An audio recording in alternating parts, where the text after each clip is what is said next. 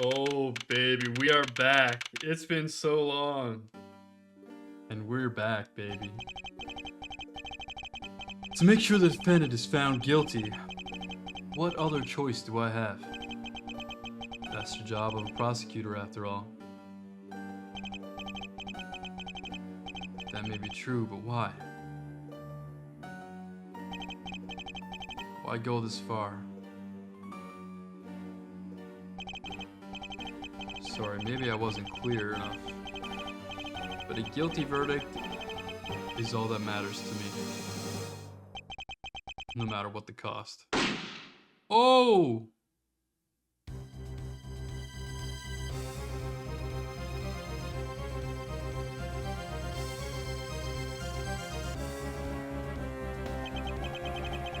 I'm a prodigy among prosecutors. Always have been, always will be.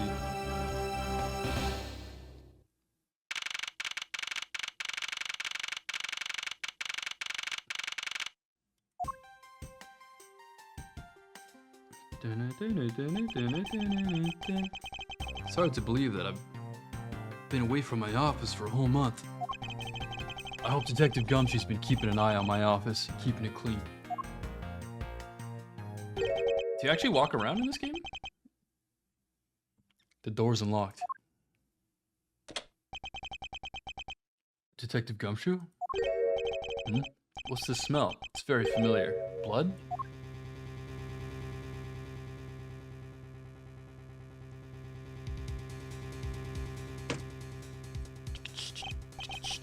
What the?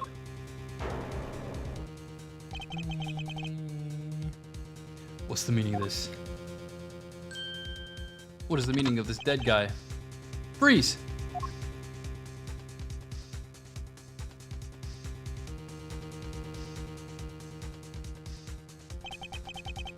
Identify yourself. Shut up. You got some nerve committing murder in a prosecutor's office. Is that a threat? Let me make one thing very clear. What? No one gets away with committing murder in my office. No one. Yeah, okay. No one kills people in my room. My name is Miles Edgeworth, and I work as a prosecutor in my local district. Little did I know that upon my return home after a month abroad, I'd be thrusted into a multitude of cases, some very frantic and busy days.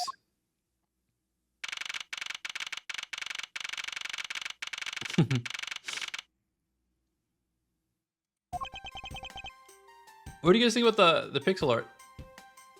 Now that we see it... Oh, it's the trophy. Remember the...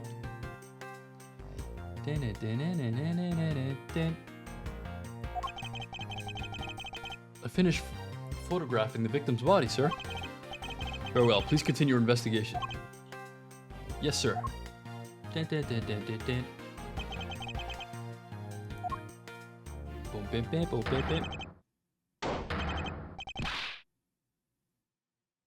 Edgeworth, sir, are you okay, sir? Keep it down, detective. This is a crime scene. When I heard that a murder had taken place in your office, I ran up here straight away.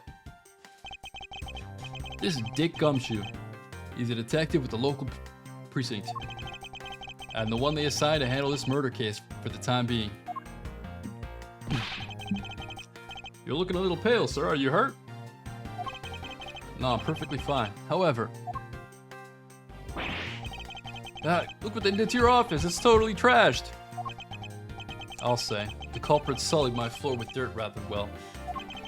No one gets away with tracking mud in my office. Well, it sounds like you're getting really burned up over this whole thing. Hey, I'm on the couch. This crime was committed in my office, so it's my responsibility to solve it. That's just like you, Mr. Edgeworth. Okay, time to do some investigating. Agreed. Our first course of action is to gather relevant facts and leads. New banger alert? We must not overlook anything, no matter how small, if we are to find the truth. So I'll keep my leads, all our information we find etched in the forefront of my mind. Speaking of things that pique my curiosity, why of all places did the murder occur in my office? Schwink. I get a nagging feeling that there's something important to keep in mind.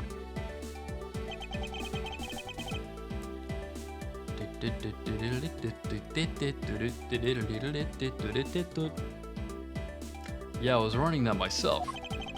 I mean, you can't really say it's just a coincidence, can you? No, not really. Especially because of this. Key to your office?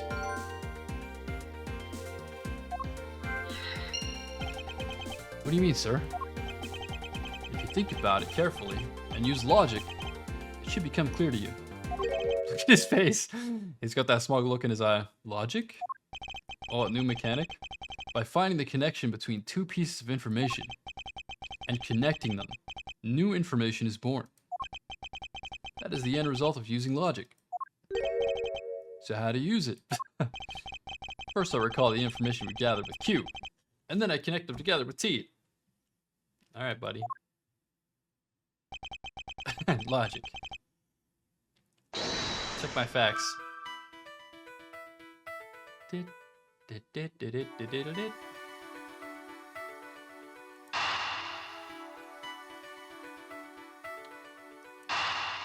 Connect.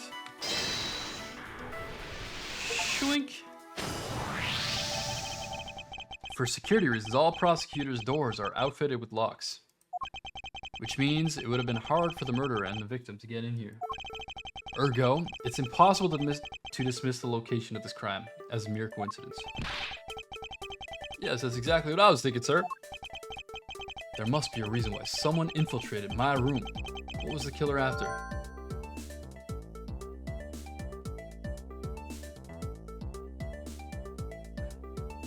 What was the killer after? Swink. You're really on the ball today, Mr. Edgeworth. That's some beautiful logic, sir. Yes, well, when you follow leads to their conclusions, only the truth remains. However, if the information doesn't line up properly, I may stray far from the truth as well. But if I think carefully before piecing leads together, the logic should flow. Well, let's get started with our investigation, shall we? Yes, sir. Begin. Yeah, can I walk around? Or is there still point click? Never mind. The basis of any good investigation is to examine everything, sir. I know that. When I want to examine something, I simply use space when I'm next to it. If you ever feel lost and want to talk, just use T, okay? I'll give you great, precise advice as an ace investigator, sir. Something to try later if I have free time, I suppose. You do walk around, dang!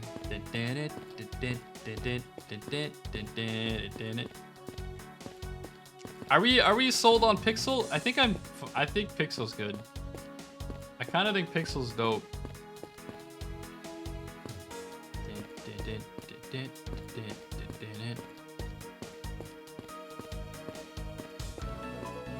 Oh, there's a dead guy right here. We finished photographing the body, so it should be alright to examine this area. I won't rest until I've inspected every suspicious looking nook and cranny. Oh?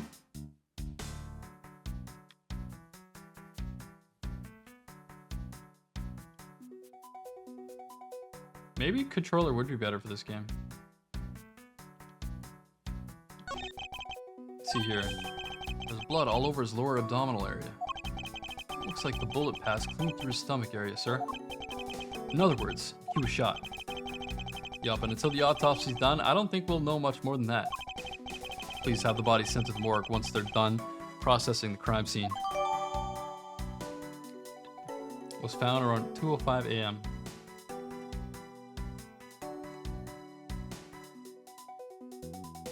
HD adds some nice details. Should I do HD? Are you going to be okay with keeping track of the evidence we find, sir? Of course. This is the safest way I know to keep track of it all. Alright, if you say so.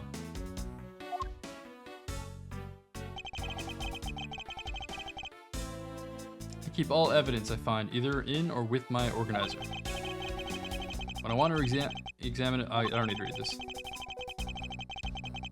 Alright, the info is all in the organizer.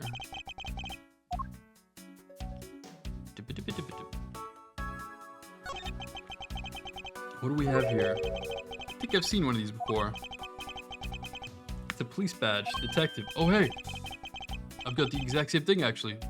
What a coinky-dink. Let's take a look inside. Mr. Buddy Faith. Buddy Faith? No way. They killed Buddy. Buddy got murdered.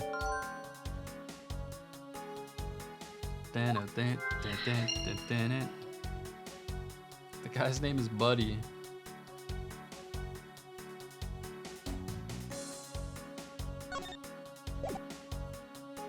Hold on. I might... Do you think controller is better? I might controller.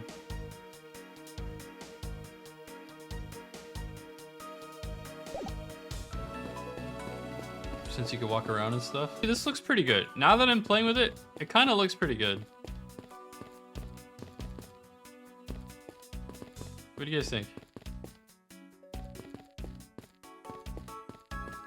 I think they both look good, but... What's your vote, chat?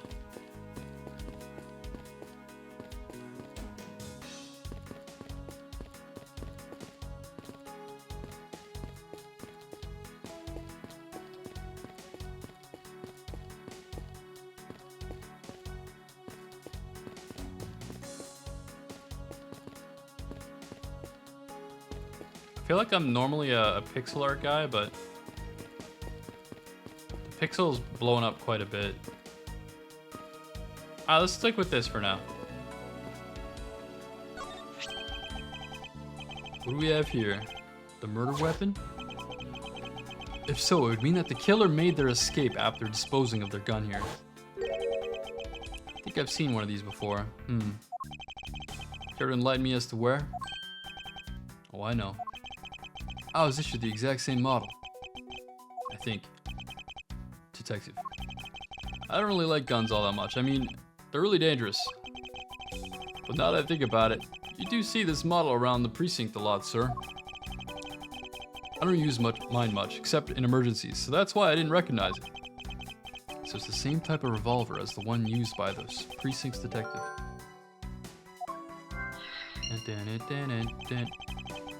I seem to have gathered a few pieces of pertinent information. Now to calmly use some logic. Alright.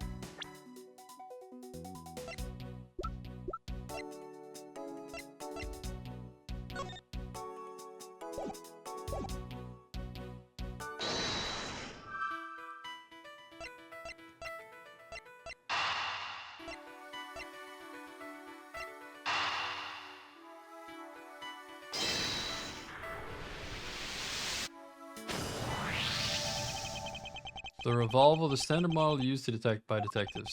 Could it have belonged to the recently departed? Sorry, I just mumbled that. Detective Gumshoe, could you please thoroughly check the victim's body one more time? Yes, sir. On it now, sir. Excuse me, pal. Let's see. What do we got here? Mr. Edwards, sir. This guy's wearing a gun holster. So it appears that our killer somehow managed to take the victim's gun from him. Okay. Let's see what else we can find about this revolver. As I always say, you've got to look really carefully on each piece of evidence. You can use... Okay, we can rotate the object.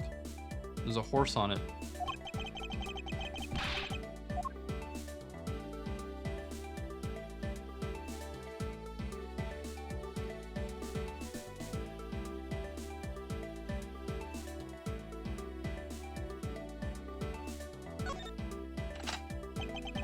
Looks like only one round was fired from this. Wow, so the killer killed the victim with just one shot after wresting the gun from him? Sounds like the guy knew how to handle a gun, huh? Mr. Edgeworth. We have no proof for now. That is a distinct possibility. Okay.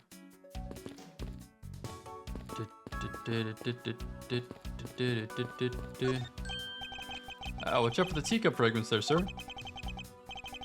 The killer's going to pay. This tea set... Yikes, you're really mad over this. This tea set is very dear to my heart. It can only be bought in England. It costs more than your whole month's paycheck. What?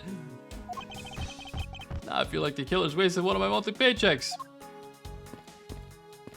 That dirty, rotten killer. What's this? Is this yet another batch of fresh flowers? The ones that come with a card attached every month. Like clockwork for you. Yep. Speaking of that, let's see what's on the card this month, sir. All will be resolved. Wendy. Oh, Miss Irony. How painful are thy thorns. Wendy, isn't that the name of that old lady with the whiny voice that's stalked? That's enough, detective. You need not remind me further. Wendy is the old bag. Alright.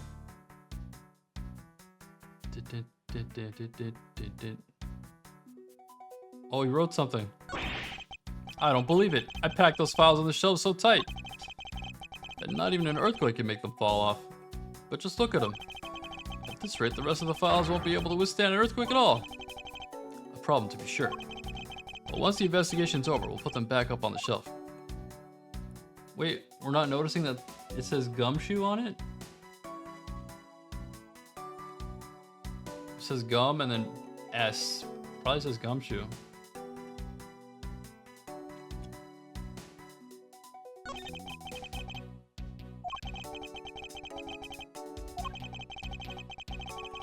Pull it past clean through.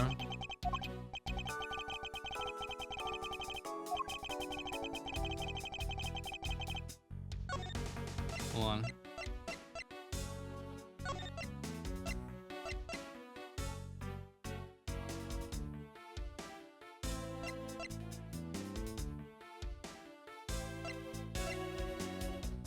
Is there a way to make the text, like, go faster? Speed up through unread text?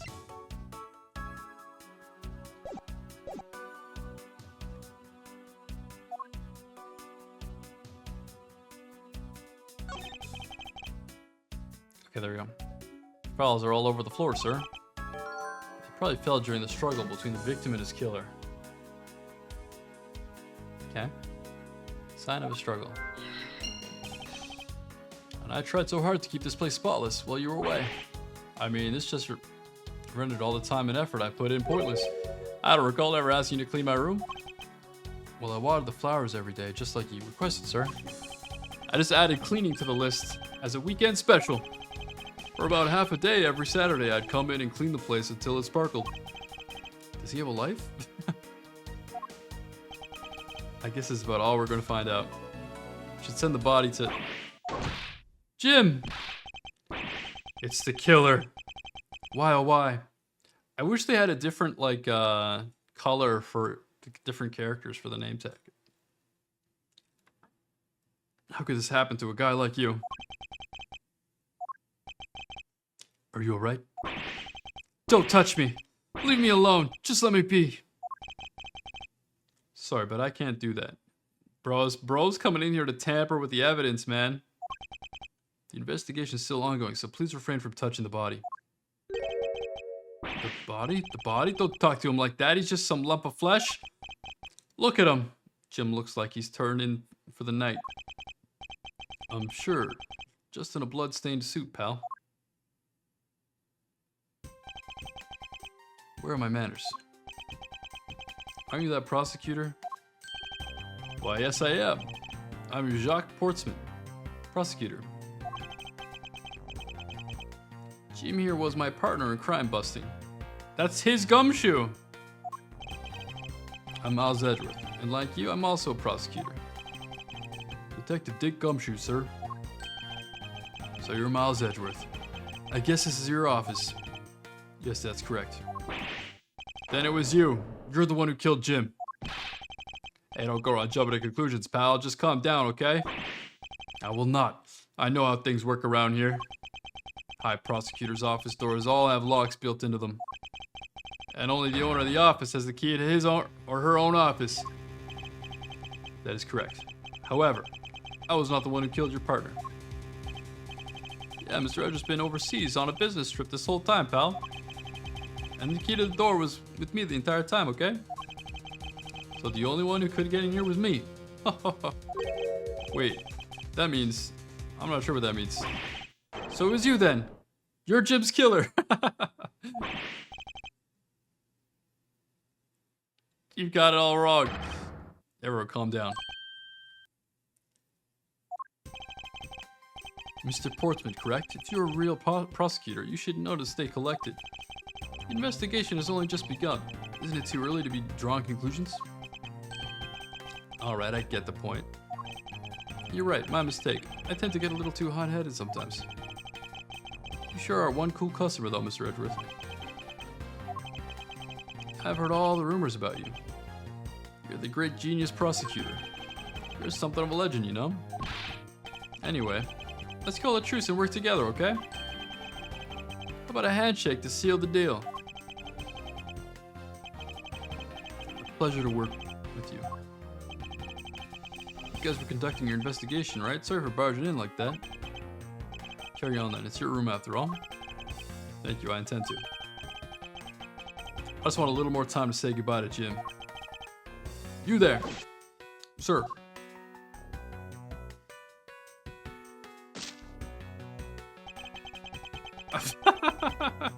I want you to capture this scene on film for me. A final farewell to my partner Jim.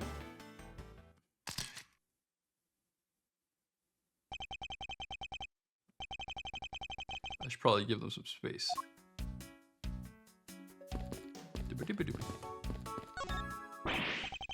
Ah, your jacket, sir. What's it doing on the floor? It must have fallen off the wall when the killer tried to threaten by firing a round. Only one round was fired. So the killer not only shot the victim, but they shot your jacket as well? They dared to shoot the ultra special jacket that you made your prosecution debut in? What if they had shot through it? It would have been a disaster. It's not worth getting worked up over, detective. Not when there's something more here. Oh, like what? Take it you haven't noticed it yet, detective. There's a giant contradiction right here in front of us. Really? Did I say contradiction? He must be rubbing off on me. I'm starting to sound like him. But I have my own methods, and I will conduct this investigation my way. When the scene before me contradicts a piece of evidence which seems off, that's when my deductive skills come into play. First I have to find the spot that holds the contradiction. This is it. This bullet hole is where the contradiction lies. When I spot something that's off, I should point my cursor at it and press Y to conviction. When I have found a sufficient proof to prove contradiction, I present it. This is how I do things.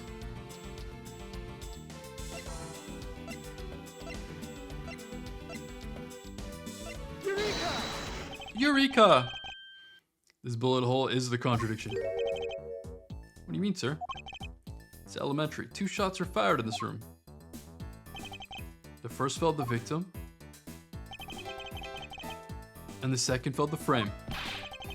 Yeah, that's right. However, this gun was only fired once. Yeah, that's true too. Which means that one of these 2 bullets was fired from a different gun. Did the killer have another gun prepared for tonight? Sweet. I noticed something, sir. Yes? What's that thing sticking out from behind the frame?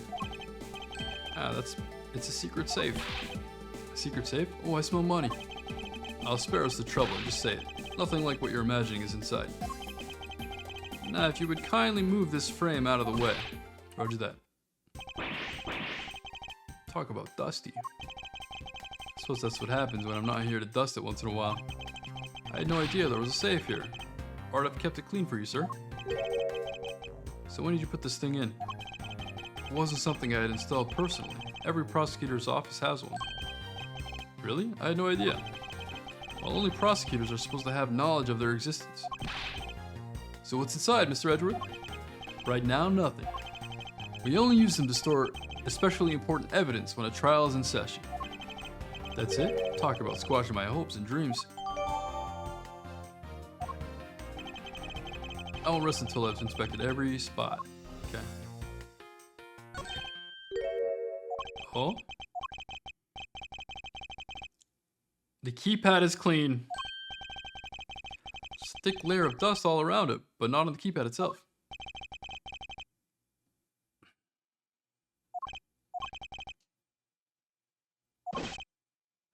Yes, sir.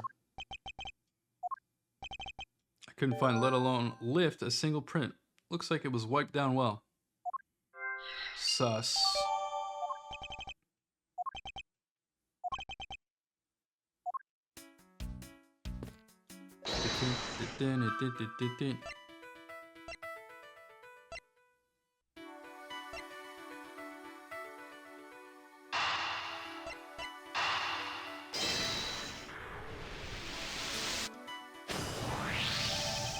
I believe I figured out what the murder was after. Well, what is it, sir? The fact that the safe was wiped clean of fingerprints suggests that the criminal had at least attempted to open my safe, making the culprit's motive for breaking and entering theft, I believe. I wonder if knowing that the motive behind this break was theft changes what the other piece of information can tell me about this crime.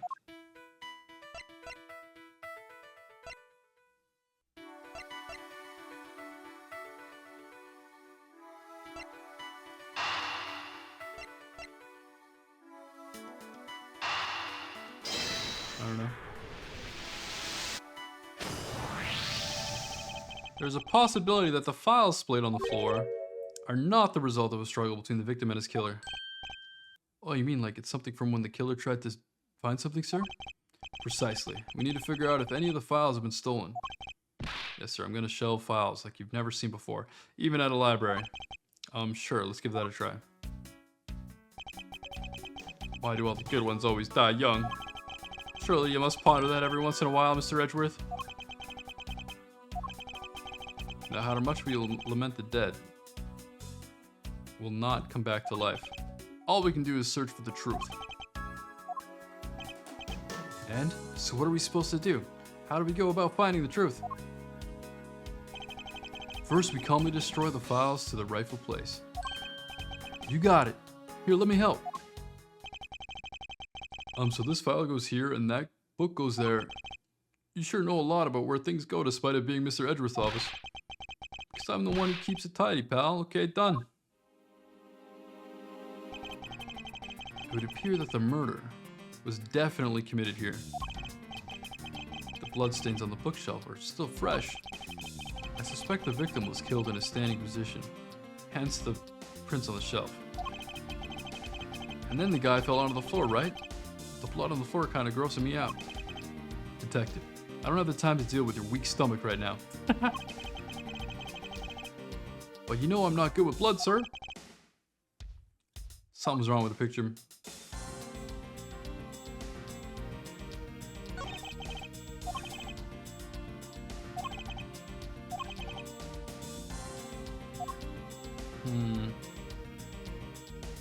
There's a hole in the book.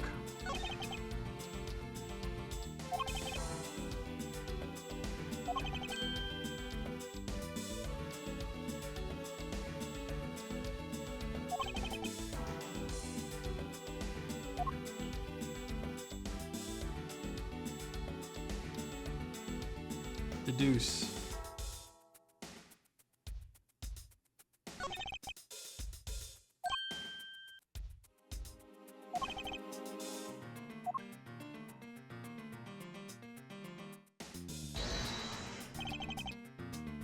No, I didn't mean to do that.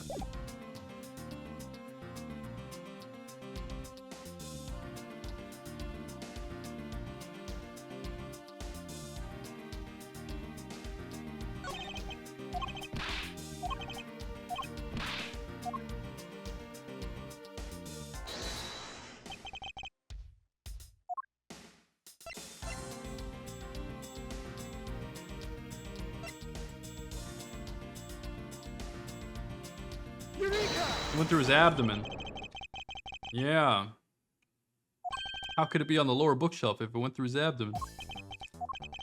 Quite simply, the bullet hole itself is too low. If the victim was shot in the stomach, the hole should be much higher up. What if the guy was shot while he was sitting or laying down, sir? That'd be illogical. The victim leaned against this shelf here after being shot. It would suggest that he was standing when he was shot. And that means... Wait, what does that mean, sir? It means you need to use your brain every once in a while instead of mine, detective. In any case, it means someone made a faulty assumption, and it was from this mistake that our current contradiction was born.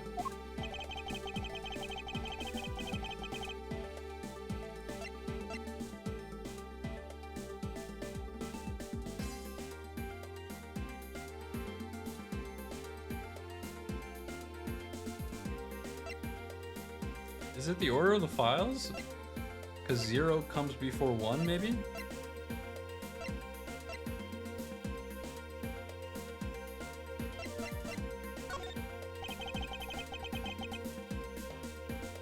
I believe the order of files is a bit off. You mean I put them back in the wrong order just now? Hey, actually, I think the labels on the files are wrong, sir. Oh? Yeah, you see here how the files that were shot began with the number 0? What are those doing all the way down there after 1, 2, and 3? That's really weird. Actually, the way they're organized now is the correct order. They're exactly as I see them in my mind's eye. But the numbers are all out of order. Those white binders are special, so they're arranged a little differently. But from this, we know that the files were not in this order when the crime occurred. So that's it. I believe the killer made the same incorrect assumption as you just did, detective. Let's rearrange the files in numerical order and see what we find out. You think it'd be okay to prop the body back up how it was before it was moved? They finished processing the crime scene, so I don't see why it wouldn't be. If you please, Detective Gumshoe? Yeah, just lift the corpse up, please.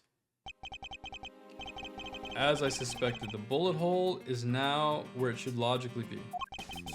The killer went through my files before shooting Mr. Faith. And then put the files back in numerical order, I guess. Exactly. And then proceeded to shoot the victim. But why would someone kill a man and then look through your files one more time? Puzzling indeed. The files were thrown into disarray twice, once before and once after the crime, but why? Question. Now the crime scene, is that time to give it another look.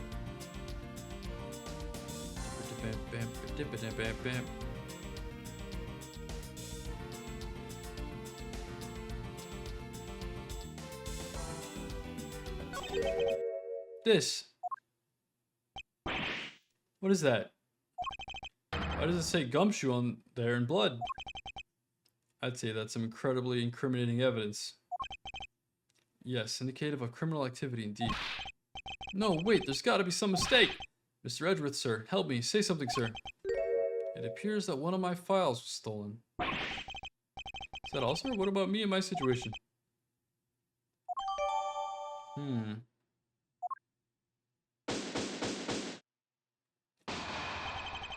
Looks like Jim was able to leave us the name of his killer in the end. And this most important message managed to reach us. The thumbs up. I'm telling you, it wasn't me! You can't be terribly pleased to hear that your beloved partner is the guilty party. Going to accuse Detective Gumshoe of being the culprit. I sincerely hope you have some proof to back it up, buddy. Jim's words. They're more than enough, wouldn't you say? That's how you want to play it? Then at least allow me to understand your reasoning. You got it. I don't like this one bit. There's something strange about this man's attitude. And there must be some sort of flaw in his logic waiting for me to dig out. Mr. Edgeworth, what are you going to do? What I always do in court. I'm gonna cross-examine him. One way or another, I'll expose the flaw in his logic, his technique. How do you do that? Can you explain it to me, sir? Maybe some other time. Mr. Portsman, if you're ready. Oh, you don't have time? You could just say so, sir. He doesn't say it. That's really funny. He just ignores him. Detective Gumshoe, you stole Jim's gun from him and shot him dead. Furthermore, you messed up the files to make it look like you had committed theft instead. That's when you moved Jim's body. That was sitting in front of the bookshelf. Thanks to that, you didn't notice the bloody letters. His body was hiding, and it will be his final words that you'll be brought to justice. You intend to argue that the victim's dying message points to this killer? I can hear Jim's voice, and he's calling for his killer's arrest. Are you sure you're not mishearing his words, Mr. Portsman? There's no way Gumshoe did it. I'll find a flaw. And expose him! Oh, okay, we're not even in court. Alright. Dang, not even in court?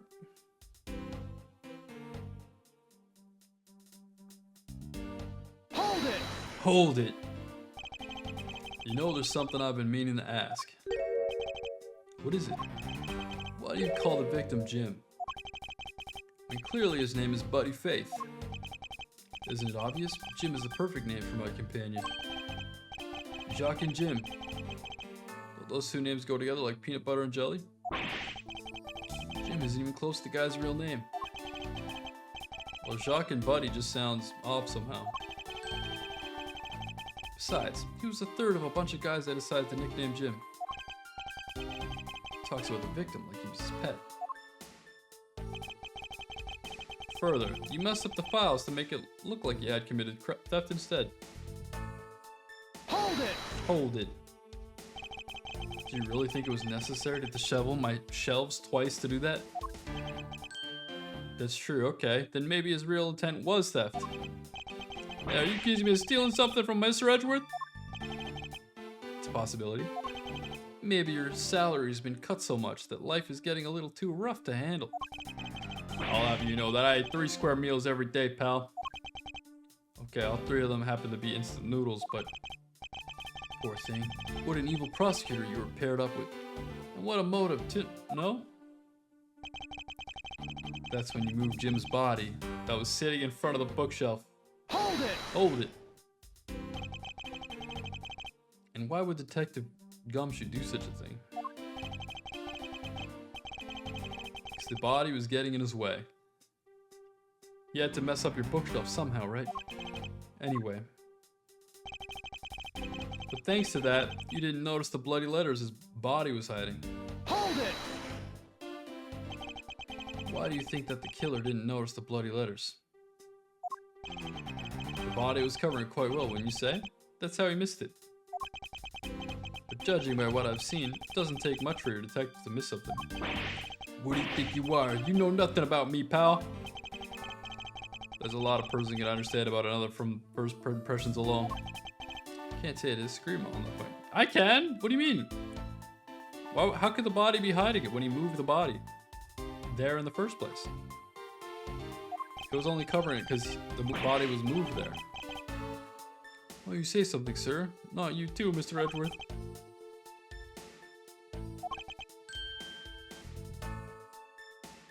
I couldn't ask for a better setup.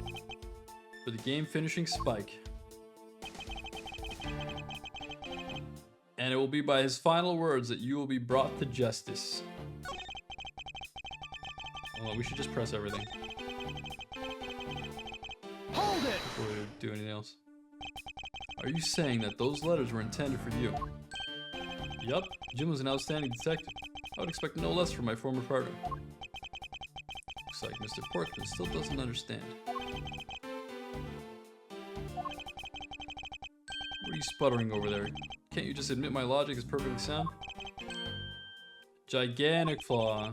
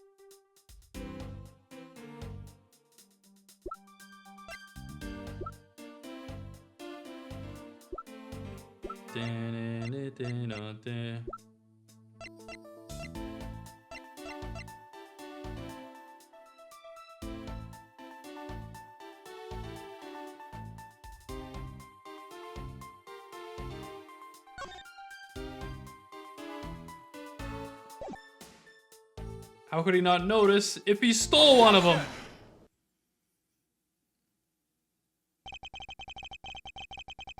Perhaps you're not aware, Mr. Portsman, but there's a serious flaw in your logic. Bringing a bit of the courtroom into this, I see. No problem, I'm game. I can't help but find it odd. Excuse me? Odd that a fellow prosecutor would be brought down by the power of his own office. What are you talking about? Oh, you're joking, I get it. If you have the time to laugh, then you have the time to take another closer look at this. Do you still not see? If not, may I direct your attention to the missing file? What? That's impossible. What's impossible, Mr. Sportsman? Nothing. The files on that shelf are all about a certain case. When the killer went to take the file after murdering your partner, I highly doubt they could have missed the bloody letters written on the spines. Objection! It's possible that they could have taken the file before committing the murder. I think it's pretty obvious that the file was stolen after it was written on. The missing letters in the detective's name or the file should be his proof. Yeah, I mean, it's gone. The S is gone, and there's only half an H. If Detective Gumshoe really was the culprit of this case, I highly doubt that even he could overlook his own name written in blood on the files. Especially as a detective can't stand the sight of blood. Which means, what exactly? What does that mean? Make this dying message? It makes it the work of a criminal intent on tampering with the crime scene. That's Solo. I can't believe the criminal tried to pin this whole thing on me, sir. I'm gonna get him, sir. You'll see. I'm gonna have them under arrest in no time. Well, Mr. Portsman? Haha, brilliant. Absolutely splendid. Logic deserving of Olympic gold. I appreciate the praise, but it doesn't change the fact that your reasoning is flawed. Man, you win some and you lose some. That's how life goes. Glad everyone's so cheery, even though I feel more dead than alive. Ah, but you know, it really is a shame. I really didn't want to have to bring this up, however. What's it this time? Are you still after me, pal? Humor me for a second. Who is the key to this office? That would be me. But Mr. Edwards just proved that I'm innocent, pal. Oh. Okay. That's absolutely right, and I acknowledge your innocence. Then why do I sense that you still have something to say? What the Well, I was thinking. Do you know there's another one person with the key to the office? Did you know there is one other person with the key to this office? One other person? Hey, you there. Yes, sir. What is it, sir? Would you kindly fetch and escort that lovely young lady here for me? A lady? The girl is a member of this building's security. Think of her as a material witness. Security? Did you say security? No, stop it, pal. Don't. Oh no, it's Wendy. Please. Please. What's wrong with him all of a sudden? Don't be old back. Okay. I believe she needs no introduction. Called upon Miss Maggie Bird, a member of security. Oh, it's Bird. She's younger though. Detective Gumshoe, sir. Maggie? Miss Bird is a security guard on watch tonight. I see, and your point is? My point is that she could very well have used it. And by it, I mean the master key, which can open all the office doors in this building. What? If you're not the guilty party, Detective Gumshoe, then the only other person with access to this room is Miss Bird. How dare you? I would never sneak into someone's room. That's right, I refuse to believe that Meg is the culprit, pal. It was me, that's right, I did it. Gumshoe, you can't just say you murdered someone. What the fuck? Can we take that as a confession, detective? Well, it wasn't really me, but it definitely wasn't Maggie, pal. So yeah, it was me. If it was, you'd have no problem with that, right? Please refrain from flying off the handle, detective. There's no need for such theatrics. Listen to your boss, detective. He understands what I'm saying here. That girl is the only one who could have committed the crime. And for one simple reason.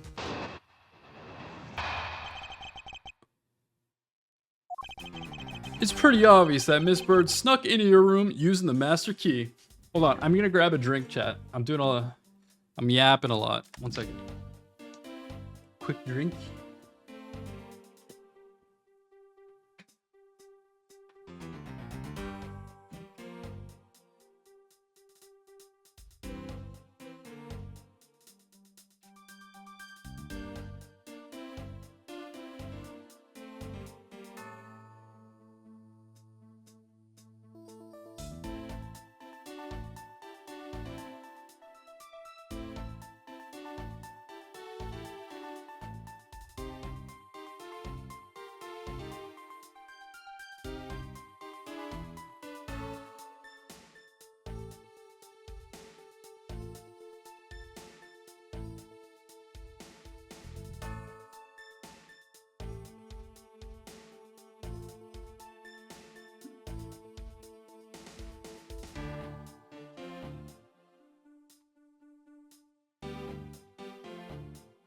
All right.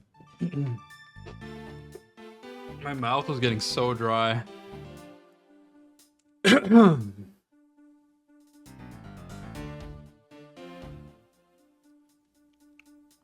this looks good actually. It actually looks good.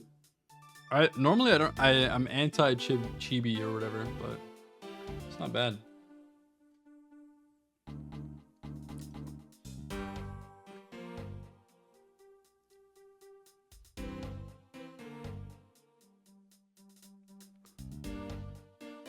I mean, the non-chibi parts look even better.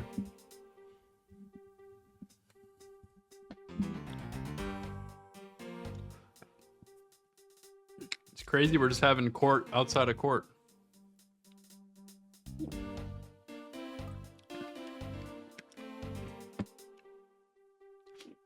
All right. What do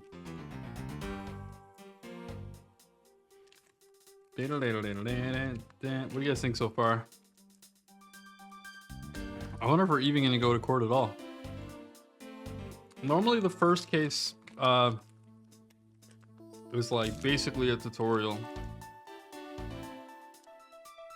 for the most part, which so far this is mostly tutorializing stuff as well, but feels like we're in it, we're deep in it right away. All right.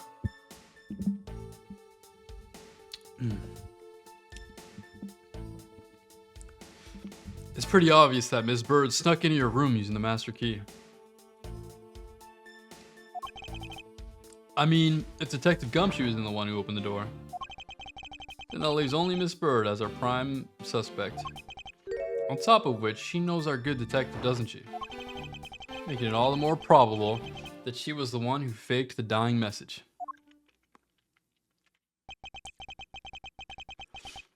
So you're saying she used the master key? Incredibly incriminating evidence, wouldn't you say? That's what you claimed about the evidence earlier. Well, that was then, this is now. The flow of a good match always changes during a rally. It's all about your reflexes and reaction time, especially for an athlete like me. I wonder if there was anything else other than Miss Bird who could have used the master key. Seems that the only way to get Mr. Portsman to give me more details is to press him. Let's do it. Rebuttal. Hold it! Hold it! Are you sure Miss Bird is the only member of security who could have used the master key? There's only one person on staff at this time of night, and tonight she's it. Isn't that right, Miss Bird? That's true, but But I wasn't able to use the master key at the time of the crime, sir. Wasn't able to? What's that supposed to mean? Yes, moving on. I'd hate to get sidetracked by something unrelated. What do you mean unrelated? I want to hear what she has to say, pal. You can't really trust her not to tell lies. Plus, I hate wasting time. Should I hear Bird out? Of course. Not so fast. I too am interested in hearing what Miss Bird has to say. Didn't I just say it'd be a waste of time? We don't need to hear her lies. I'll be the judge of that. Miss Bird, if you please.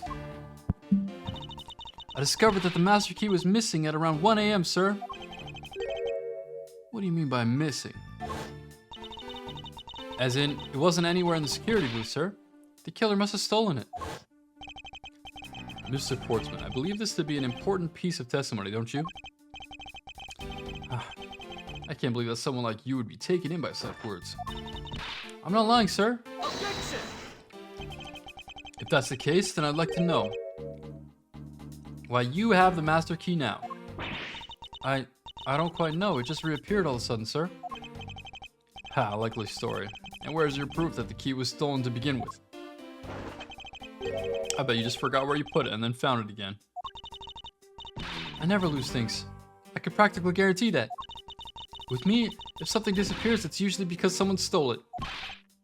Yeah, pal, trust me, you don't want to test just how bad our luck is. Unfortunately, I can't deem this piece of testimony as conclusive. Glad you agree, Mr. Edgeworth. But you still haven't established Maggie's motive for breaking into Mr. Edgeworth's office. Her motive? Didn't we already establish that it was theft? I mean, the culprit clearly went through the bookshelves and at least tried the safe. It is as Mr. Portman says, Detective. Can't ignore the fact that all the evidence points towards a motive of theft. But I'm done taking blows. I'm done taking blows. It's time to counterattack with a few facts of my own. Okay.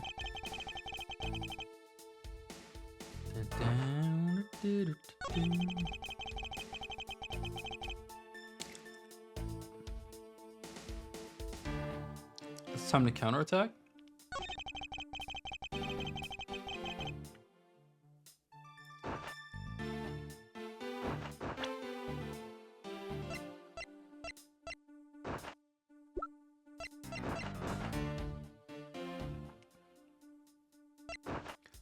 Dun, dun, dun, dun.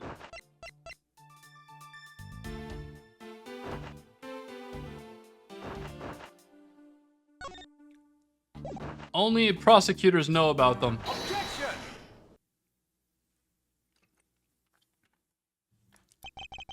Do you wish to continue insisting that Miss Bird was set on stealing something? Why not? It's the truth after all.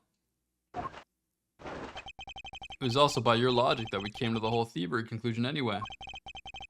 That may be, but you must also be aware of the fact that the safe is a secret safe, the existence of which is only privy to the prosecutors. Ah! I find it a little hard to believe that a hidden safe was part of her cunning plan. But she could have found it by accident while she was turning everything else upside down.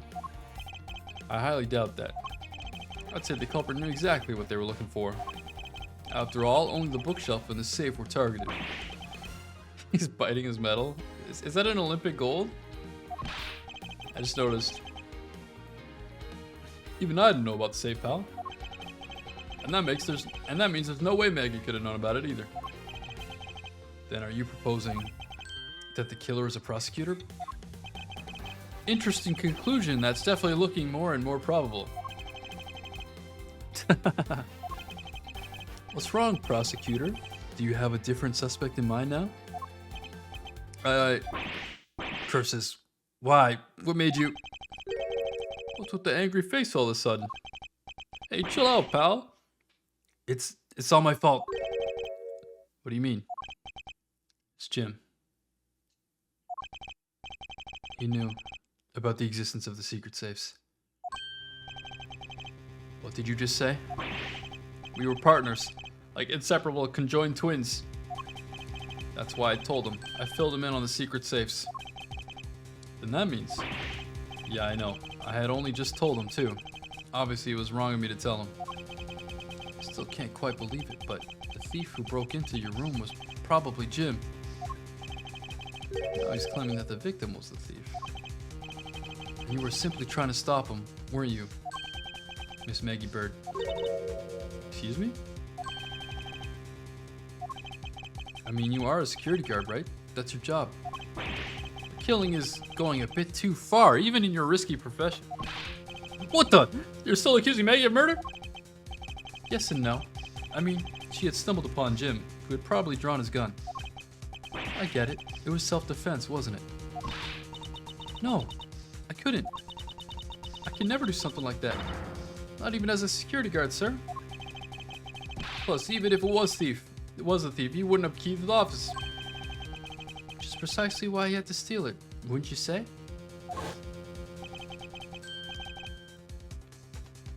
It was Jim who stole the master key. Pretty impossible for a supposedly stolen key to be here with us unless you retrieved it from Jim after you killed him. Mr. Portsman, are you honestly accusing your own partner of being a thief? I don't want to admit it, but it's the only way for everything else to make sense. Has he no honor? None. Now then, I think we're done here. The investigation waits for no man. Would you people be so kind as to see yourselves out?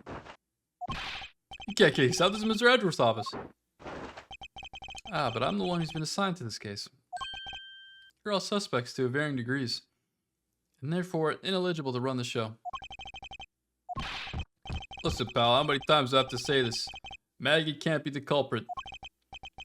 Detective Gumshoe, calm yourself.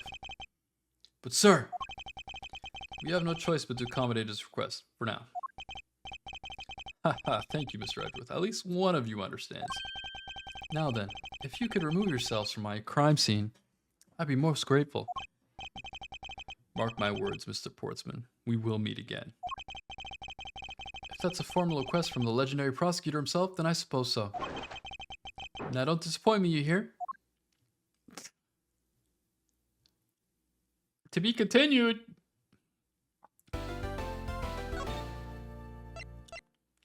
Part 2.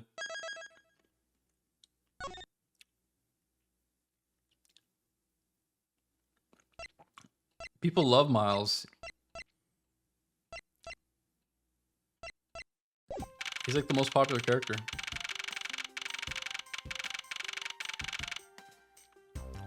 Yeah, he's positioned more as like as an opponent in the first game. But yeah, he's always a dick to Gumshoe. He's a dick to Dick all the time. Look at Gumshoe's like puppy dog face.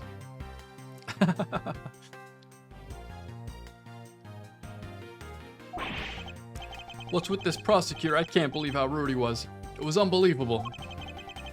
Please maintain your professionalism, detective.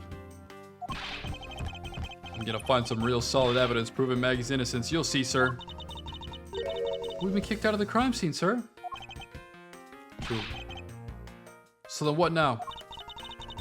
Looks like my life's falling into yet another gigantic ditch. Do not despair, Miss Bird. We can overcome this as well. There are many other places and things we should be looking into anyway. Hey, really, sir? For example, this hallway. The linchpin of this argument against Miss Bird is related to the master key. In that case, this hallway is the perfect place to look for more information regarding the mystery surrounding my door. Okay.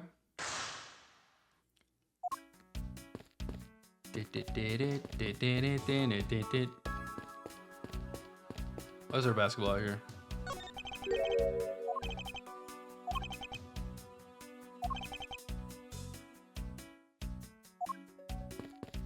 Okay.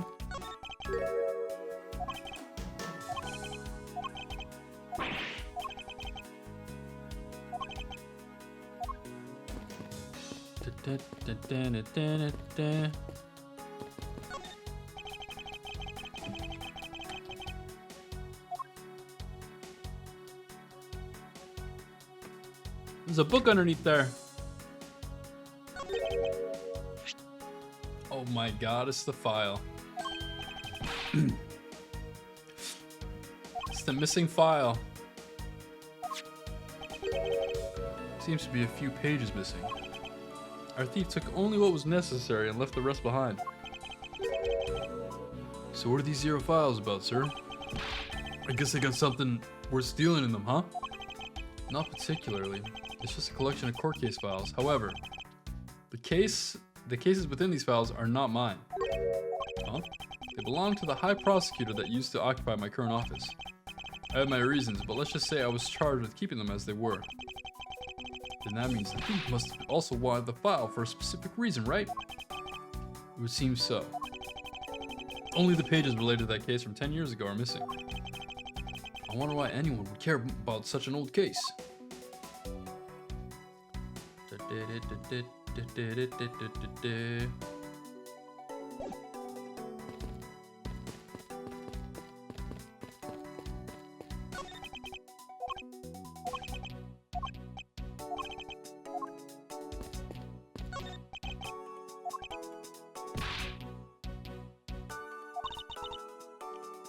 It's Portsman's room, right here. So he's my new neighbor, I see. I suppose he moved in while I was away overseas. Dun, dun, dun, dun, dun, dun. It's Payne! What's his name, Payne? Looks like you're in quite the pinch, Mr. Edgeworth. To be sure, a murder within the walls of the prosecutor's office is no trifling matter. We must find, apprehend, and punish the killer accordingly, post-haste. Sounds like a messy case you got there on your hands. If you ever feel lost or need some advice, my door is always open. Oh, gracious. I'll keep your offer in mind. Who's this guy again?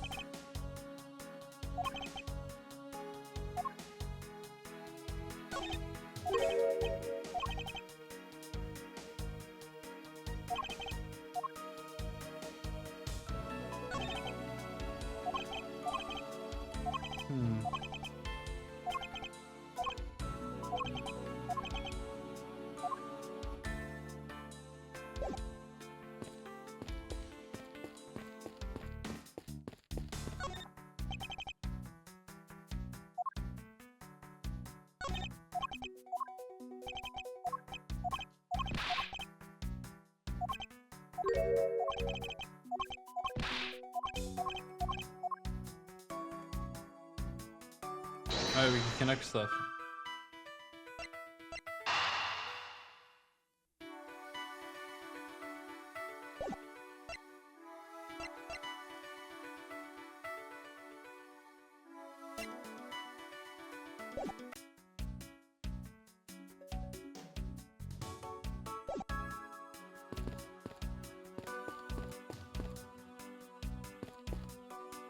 They're always in the same cases?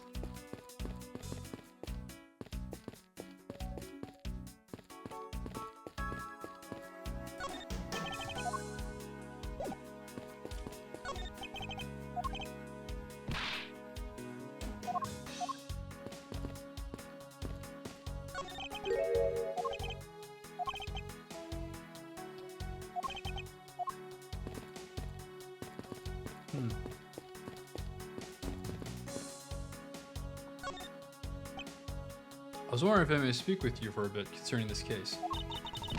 I've always been a big fan of the courtroom, but this is like a dream. Where I'm being cross-examined by D. Miles Edgeworth. Her eyes are cursed right now.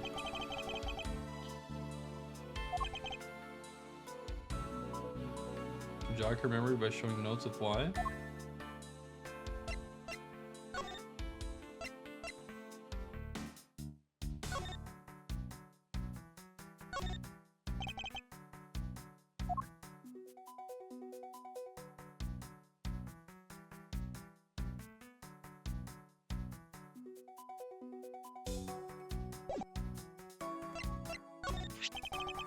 So when did you discover that the master key was missing? By the time I realized it, I think it was around 1 a.m., sir.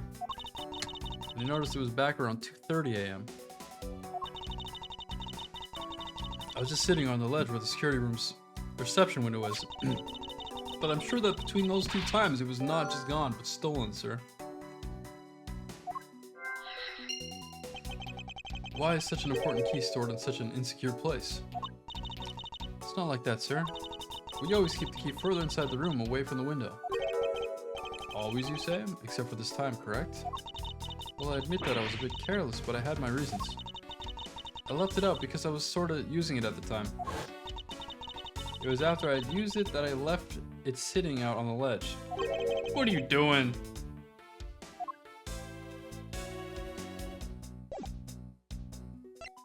Why'd you use it?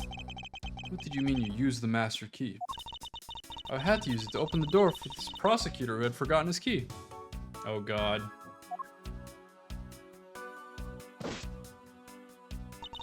I mean, it's my job as a security guard, right? What is it? That's right, I just remembered. The prosecutor, he forgot his key. It was Mr. Postman, sir. What? Please tell me more, Miss Bird. Quickly. It was around midnight. Mr. Postman had forgotten his office key, so he came down the security. Sir? And that's when you loaned the master key to him? No way, it's against regulation to loan the master key out to anyone. I walked with Mr. Portsman to his office and opened the door for him personally, sir. I see. And then what happened after that? Well, he called me to come close up his office as he was leaving to go home. That was around 1:30 a.m., I think. So in summary, for the sake of one forgetful prosecutor, you used the master key twice tonight. Talk about suspicious. I doubt you can say that you've never left your keys at home, Detective. I think this calls for a thorough examination of Mr. Portsman's door.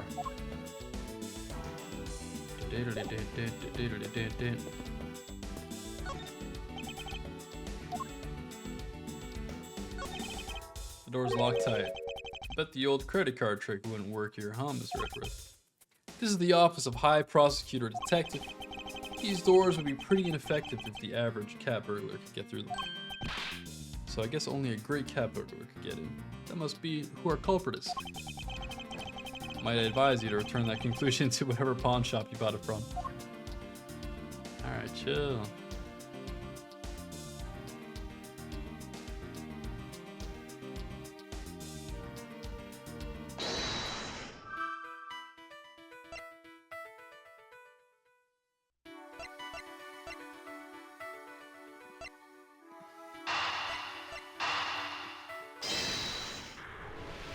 Connect! Miss Bird, I'm afraid there's a flaw in your story. What? No way, pal. I mean, sir. You said that you locked up Mr. Portsman's office at around 1:30, right? Yeah, or the master key had already been stolen at that time. Wow, nothing gets by you, Mr. Edward. You saw the contradiction like a pro. I had totally forgotten all about that, but thanks to you, I remember now. You're right, it was around that very time that I realized the master key was missing. And? Well, I'm a security guard, sir. I couldn't just admit to losing the master key, could I? So I pretended to lock up his room, sir. Oh my god. You pretended? Yeah, I used my house key and made it look like I was locking up, sir. So in actuality, you never did relock the door then. Well, I thought that maybe I could go lock it after I found the key. Come to think of it, I guess the door still hasn't been locked properly. Okay. Let's go in.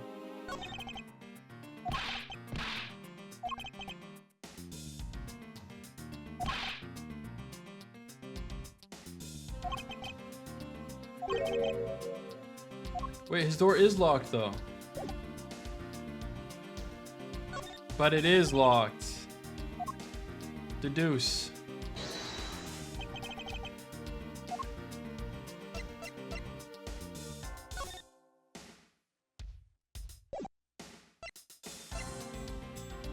Eureka! Eureka!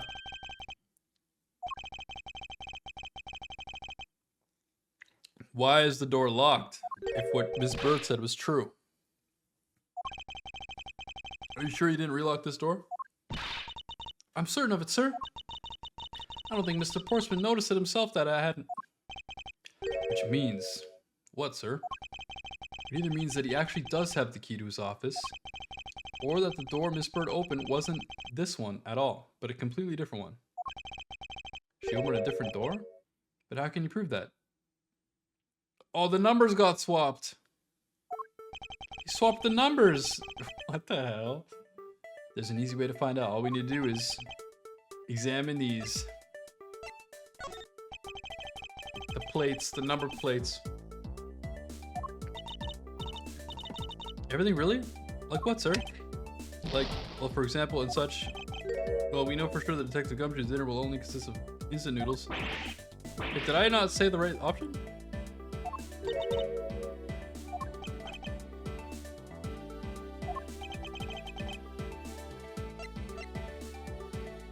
What?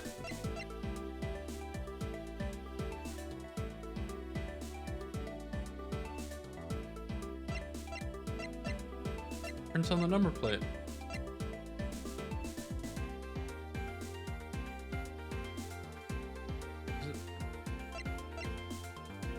Did I say the right one?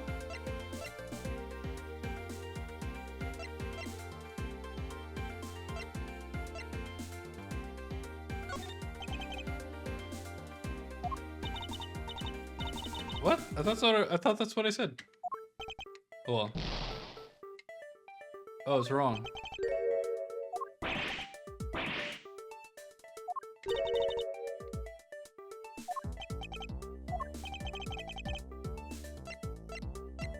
The doorknob has no prints.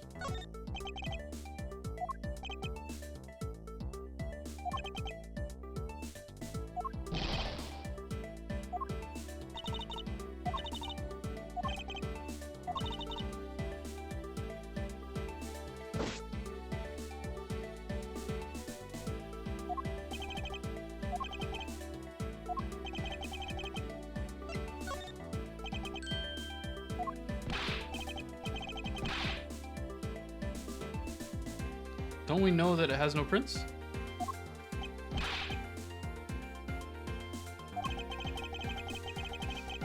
I'm confused. I thought it said the doorknob had no prints. No need for such belligerent nostril flaring, detective. Only Mr. Portsman's and Mr. Faith's prints on this doorknob. So only 2 people prints were found on this, huh? That's pretty decisive. Okay, so Bird's prints weren't on it, so it means she opened the wrong door. Thinking logically, a certain other person's prints should be on this knob as well.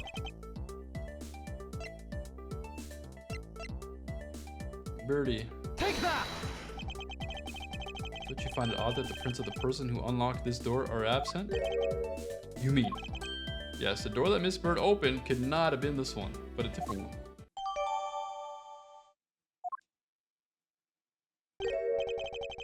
What have we here? I won't rest until I've inspected every suspicious nook and cranny. What's that paper say? I brought the 3 pieces of evidence by, just like we talked about on the phone, but it looks like you're out. Guess I'll catch up to you later, buddy.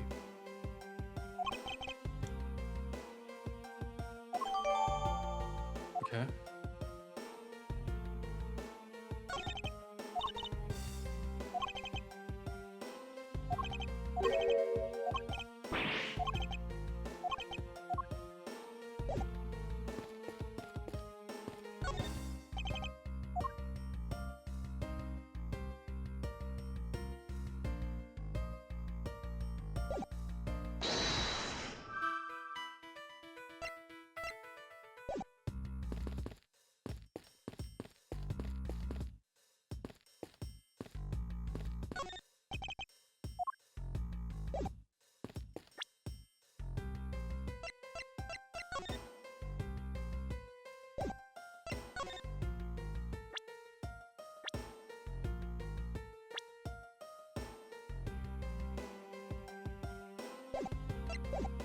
Oh, I just noticed something.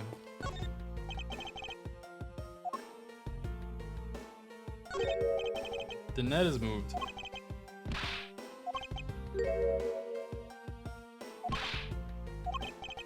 It's shifted somehow.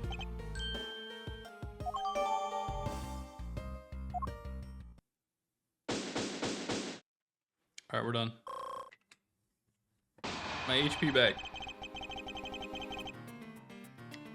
Poking around in this hallway has actually paid off quite handsomely. How so, sir? In a variety of different ways. Like it's time we had a little chat. With the real culprit. Knew who the killer is? Well, Mr. Edgeworth. As long as my logic's sound, then yes. The mastermind behind this murder is none other than Mr. Portsman. What? I knew it. That's exactly my logic senses were telling me too. I suspected it was him from the idiocy accused Maggie of being the killer, sir. That is anything but logical. Ladies and gentlemen, prepare yourselves. Come what may, it's time to knock on Truth's door. Oh baby, we're just gonna confront him? Damn. I finished processing the bloody letter, sir. Alright, let me take a gander at it. Pass it here. I should give this guy Joey Tribbiani voice. Or Joey from Yu-Gi-Oh! Okay, looking good. You there, take good care of this.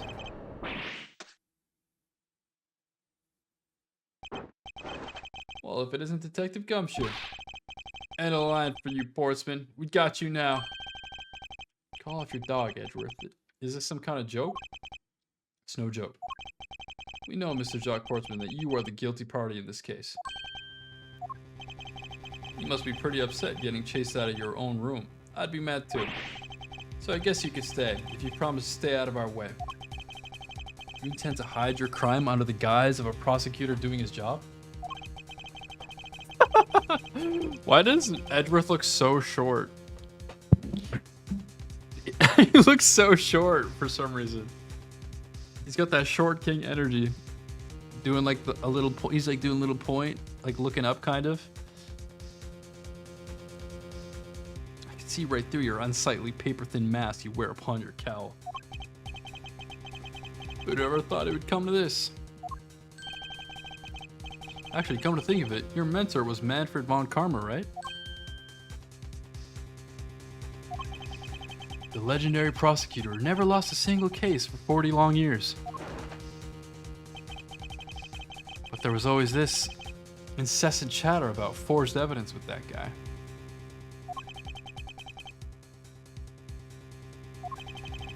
It really teaches me that I've got to stay on the lookout for false accusations, you know. Are you done trying to play mind games with me? Because they won't work. The only thing you should be using that mouth of yours for is explaining yourself. All that too will only dig your hole deeper. Either way, your game is up. Well, aren't we full of ourselves, even though you have yet to prove anything? It's crazy, we're not even in court. I have no idea what sort of harebrained idea you have in mind, but there's a mountain of evidence that points away from me being the culprit. Besides, how may I ask do you propose I unlocked your door and got in here? Look, I feel bad doing this to you, but I got work to do, so we're done here. Okay, buddy. Sorry, but we're not finished yet. Boy, you're stubborn. I suppose you're basing your accusations on something? I'll show you what I'm basing my accusations on. With evidence.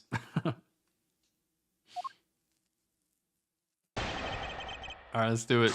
You're cooked, buddy.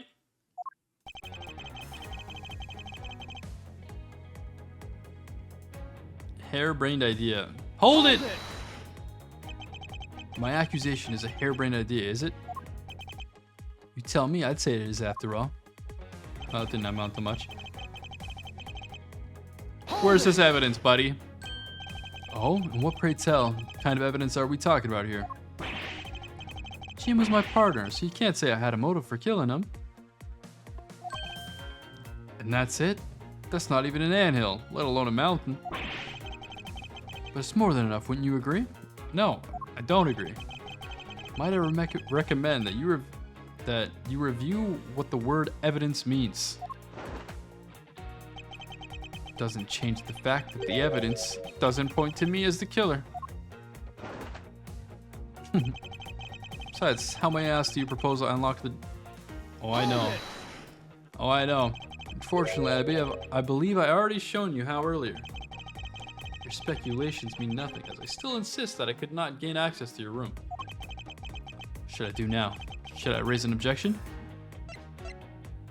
You claim to have had no way to open my door. However, is that really the honest truth? Alright, I'll humor you. Go ahead, shoot. Very well then. I propose that you use this to open my door. Take that! I believe you were able to open my office door with the master key, no less. Objection! Wait. Hold on for a sec. I never laid a finger on that key, as you already know. Precisely, you were able to open my door without lifting a single finger. Well, maybe you did, but only to direct. That's right. You used your finger to direct this person to open my door. Take that! Take that. You asked Miss Bird to open your own office door for you, yes? Yeah, I kind of forgot my key at home. Happens a bit too often for my taste, you know? But the room you had Miss Bird open at the time was not your own, was it? What? You have quite the imagination. But why don't we ask the girl herself? Whose door she opened, shall we? I'm certain that it was Mr. Portsman's door, sir. I checked the number plate to make sure I was opening the right door, sir. See, Miss Bird backs up my story. Yet what if you had misled her to fool her into thinking what you wanted? Ha! Now do you suppose I did that? By switching the number plates on our doors, for example. That's right. They do slide out pretty easily. Come on, Bird. Furthermore, then you use one other thing to give a very strong impression. That the door she was opening was yours and not, in fact, mine.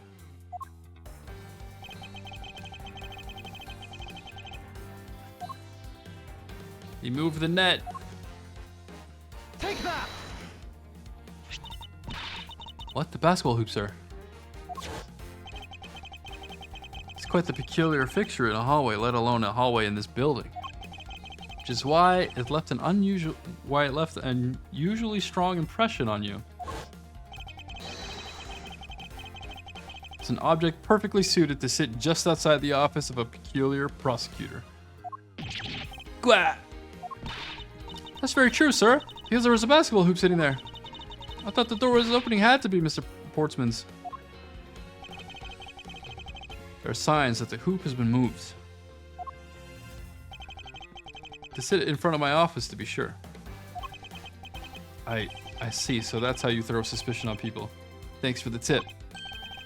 But I think your conjecture is a little off the racetrack. Okay, buddy. Now you're just spouting nonsense. I had the girl open my office door. After that, I was in my room the entire time. You don't have a single reason to suspect me. The thumbs up is so funny. So he intends to claim his innocence to the end, does he? I'm as pure and innocent as my jacket. And Miss Bird is as dirty and guilty as the jacket she wears. My jacket's not dirty, Alv. You know, I just washed it yesterday. Please calm down. For I intend to show you who's the one truly covered in slime here. Oh.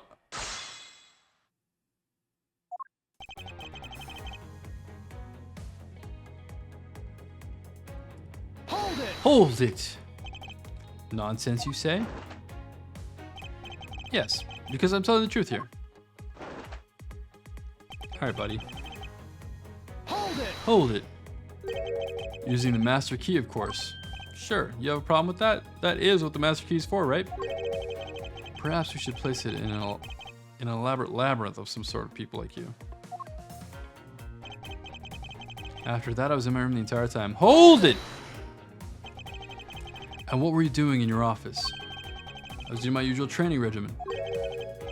Training regimen? Were you going through law books from the start to finish? Mainly batting practice and some weights. Oh, when I jog when I get the chance. Oh, you must be the buffest prosecutor we have. The weakest legal muscles, it would seem. I was doing my usual workouts, so... You don't have a single reason to suspect me. Hold it! I think I've given it quite a few reasons, actually. Objection! But none of those would stand up on their own. Objection! And what about all the evidence? Objection! It's all circumstantial. No judge would convict on such flimsy evidence. He seems to be trembling a little. One more little push. All I have to do is find the flaw in his testimony.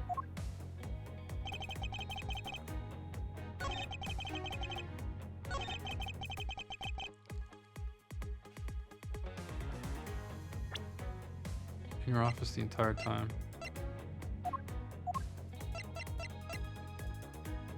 How about this then, bud? Says you weren't there. That was a lie. A lie detected. The kid is yours, buddy. This is a note that the victim left for you, Mr. Portsmouth. A note? It was left under your door, or did you not notice? And right here it says, but you're out. That's right, you're out, buddy. Edgeworth is in. You were not in your room when the victim came to call on you. So then, where were you, and what were you doing? Shall I explain in full detail for you? You were busy snooping around in my room. The very room you had Miss Bird open for you. Objection! That's just nonsense. You have no evidence that I made the girl open your door for me. Oh, but I do. I have a very decisive evidence. This is proof positive that you and Miss Bird opened the door for you.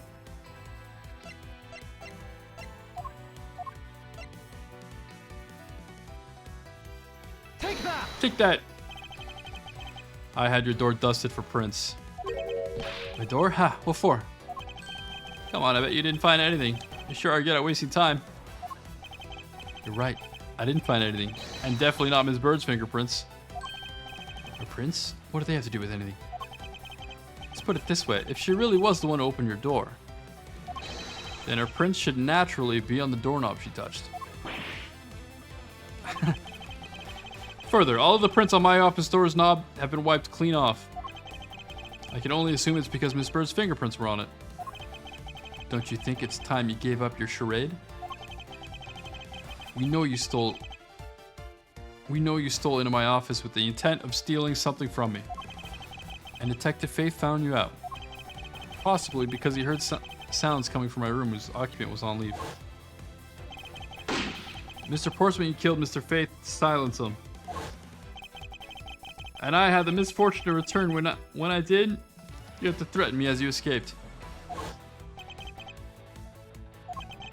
As I said when you had the gun into my back. No one gets away with committing murder in my office.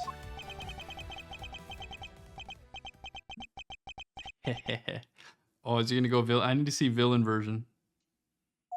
Villain mode.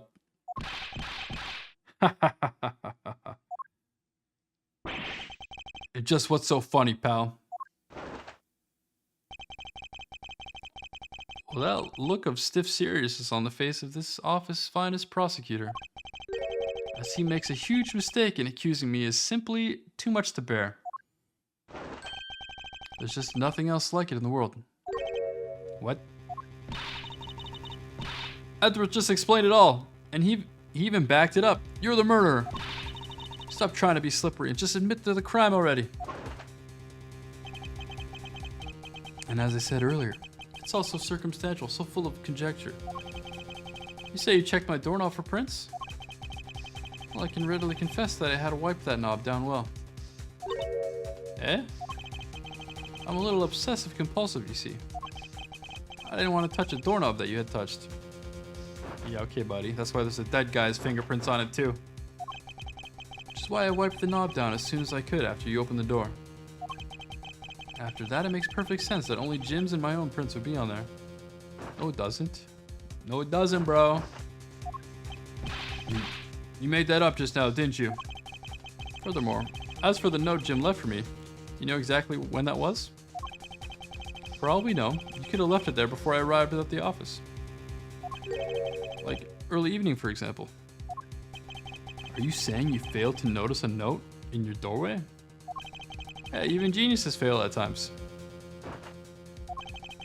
I was probably too preoccupied by work-related matters, although that's no excuse.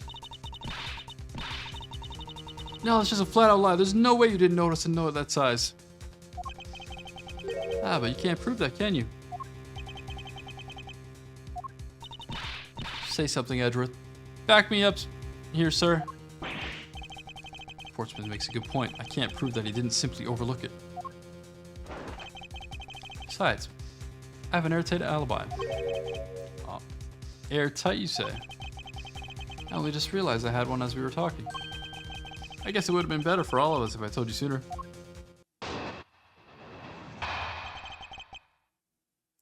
Who's your alibi, buddy? This guy's slipping. If memory serves, okay, buddy. If memory serves, all right, bud. You came back to this office at around 2 a.m., correct? And it was then that you had that unfortunate confrontation at gunpoint with the culprit. But at exactly that time, I was down in criminal affairs. Ask around. I'm sure the other detectives will corroborate my story. It's the perfect alibi. Do you really think that that's perfect? Like I said, I don't care. Ask around all you like. You'll see for yourself. Gumshoe. Sir, yes sir, I'll go check on his alibi, sir. Be right back.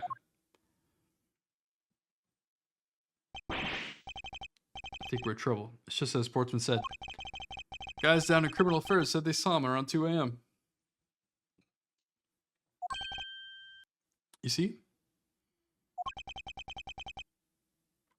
He left and came back.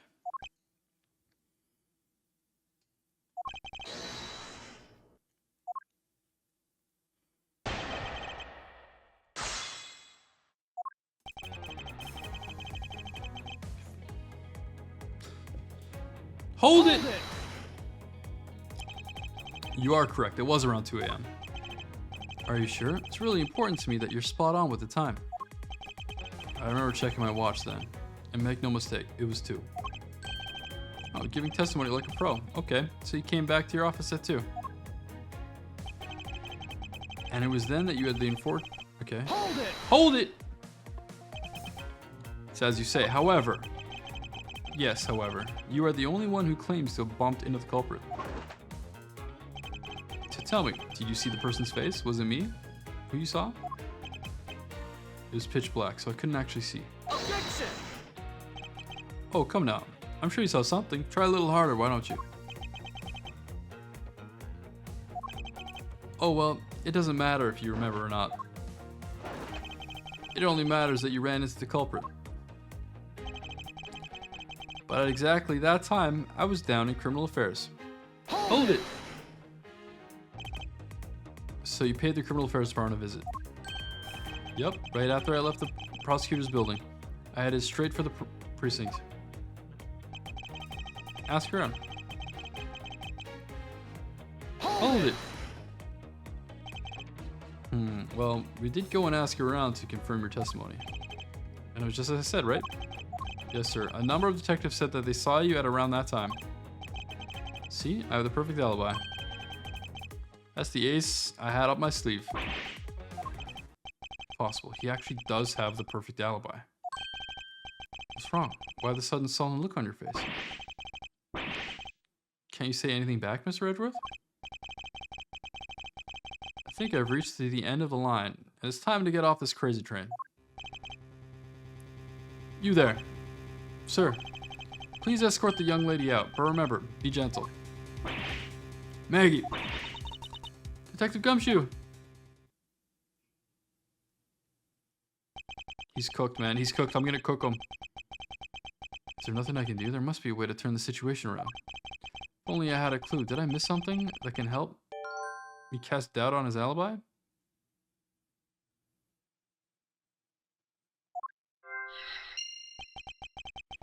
I need to calmly think this through one more time. And with logic.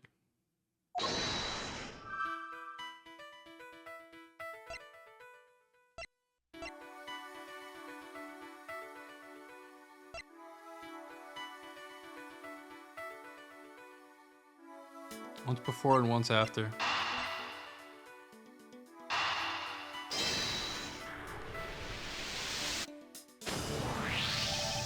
Evidence points to the shells being disturbed once before and once after the murder.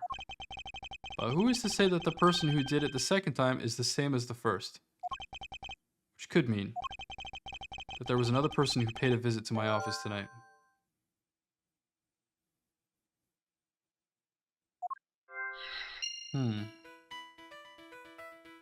Another gun, another visitor. Shink. If indeed there were two culprits, then that resolves the contradiction behind our murder weapon. Despite the fact that there are 2 bullets here in this room. Oh, new music, Pog? The murder weapon only shows signs of being fired once, leaving the possibility that the other bullet was fired from the other visitor's gun. Furthermore, if we suppose that the second culprit gun was that was pointed at my back. Objection! Mr. Portsman, it seems that I need to amend my assumptions regarding the case.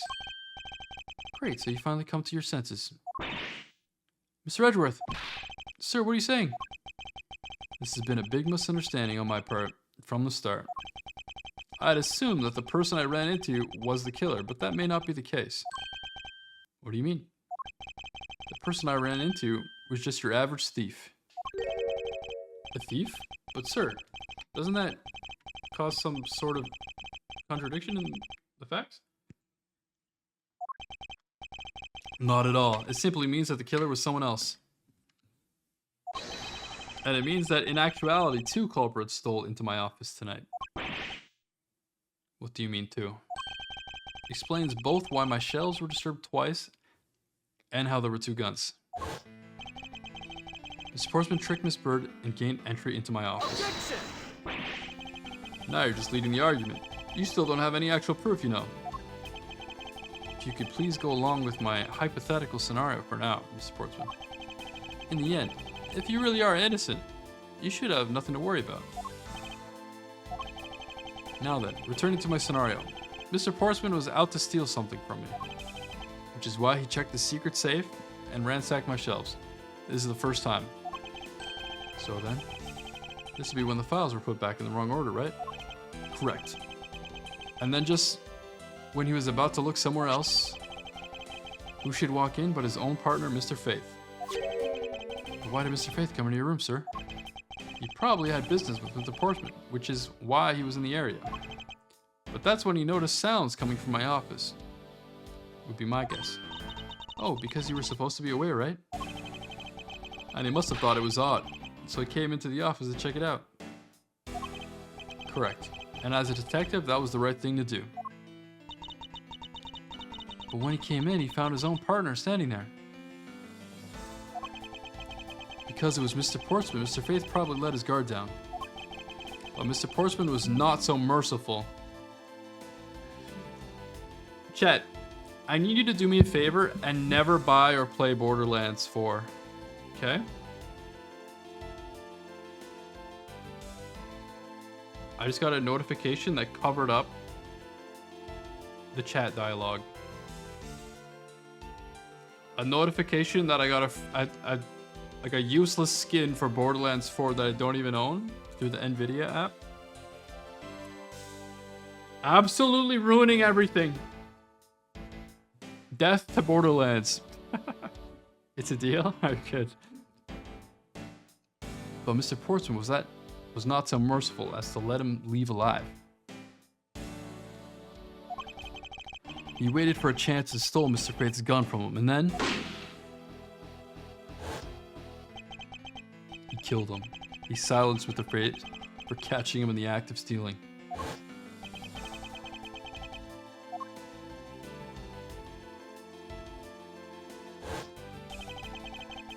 This was the moment in which the first shot was fired. The one that landed in my files. Following that, Mr. Portsman wiped the gun down and left it behind as he made his exit. He could afford to do that because he had also left the fake dying message behind. You're such a complicated troublemaker, you know that? Well, if things were as simple as that, then all would be solved. However, there was yet another visitor to my room. And this is where it gets complicated. There was another? Visitor, sir? Yes. And this other person's objective was also to steal something from me. Now then, even after Mr. Portsman left, the door to my office remained unlocked. However, this new visitor had no way of knowing that, and so they stole the master key from the security guard's room. And then entered my room and searched through my shelves.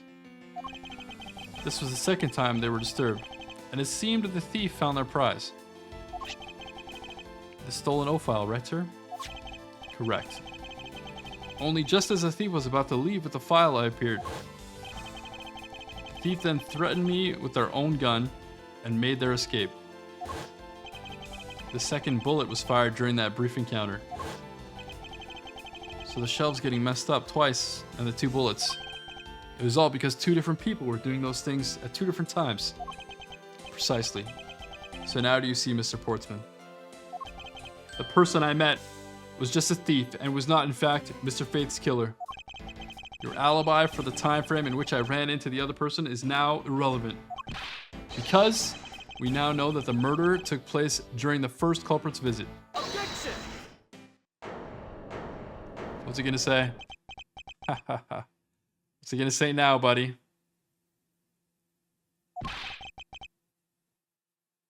What's so funny, pal?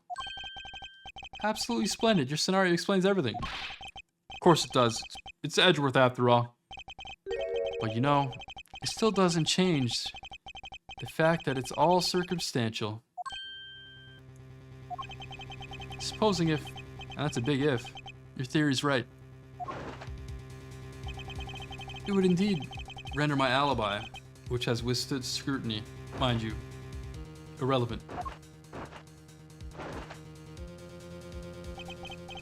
But there is still one defining point of your argument, for which you have no evidence. Your supposition that I was the first visitor.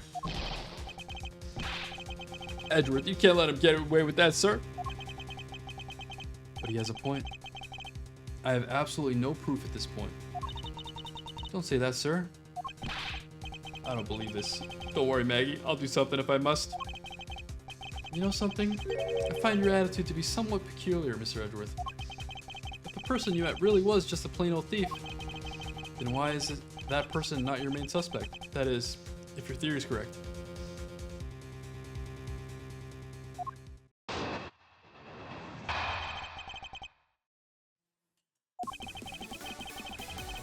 New music, Pog? That thief you ran into should be your real suspect, wouldn't you say? You should be out there looking for that thief right now. They might still be nearby. I hate to repeat myself, but as I've already said, I was training my room. And when Jim came to deliver some evidence to me, I was down at criminal affairs. So I can't be expected to know what happened around here after I left. So you think we should be out here looking for the thief? Of course, now isn't the time to be having these dead-end discussions. I don't think it's all dead-ended. I find your alibi to be fascinating. Let's continue where we left off, shall we? I know he's lying. I know he was here at the scene of the crime. Just have to find a way to prove it. Alright, here we go. There's no judge list. We're about to do a judge-less run. Hold it! Actually, no, I wouldn't. Why not? That's elementary. The dying message, of course. Mr. Faith's killer very clearly left those letters on the spines of those files. And it was after they were on there that the thief stole one of them. You mean the old files, right? And that's how we also know the letters themselves were a setup, and not from Mr. Faith. If the thief was the killer, do you think they would try to undermine themselves? Maybe the killer just didn't think of that either. Yes, that must be it. Maybe, just maybe. He's cracking, bro. Hold it! Once escaped, I highly doubt a thief would linger nearby. Well, you never know. Maybe they didn't get what they were really after. Oh? You talk like you know quite a bit of this thief. Ah, it's something like that. I have no idea about anything after all. Hold it! But according to Mr. Faith's note... Hold on, I thought we already cleared that up. Didn't we say that Jim left that note for me in the early evening? If you have proof that he left it at a different time, say just before he was murdered, I don't have any note. You see? So I insist again that I was in my office the entire time.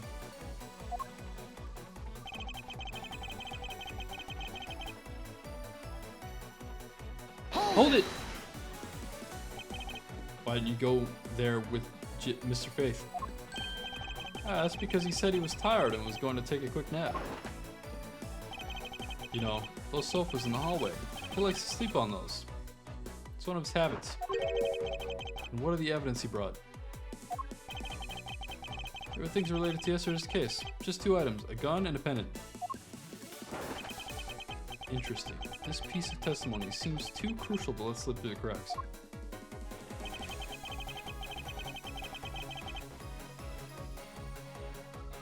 A gun and a pendant.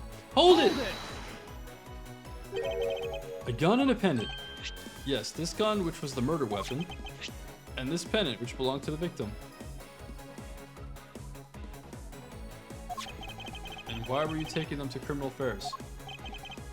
There was something in a past case file I wanted to compare these two to. But all this has nothing to do with the case right now. Anyway, I believe you'll find the long paper trail I left to be to your satisfaction.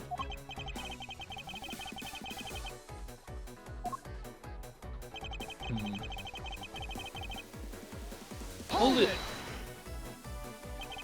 I can't expect you to know, can I? Nope, but I guess you can expect me to take a guess based on logical deductions. Oh, then let's see you deduce. Jim waited for me to leave and then stole the master key. For the purpose of sneaking into your room, of course. And that's when Miss Bird caught him red-handed and the murder occurred. It's all exactly as laid out earlier.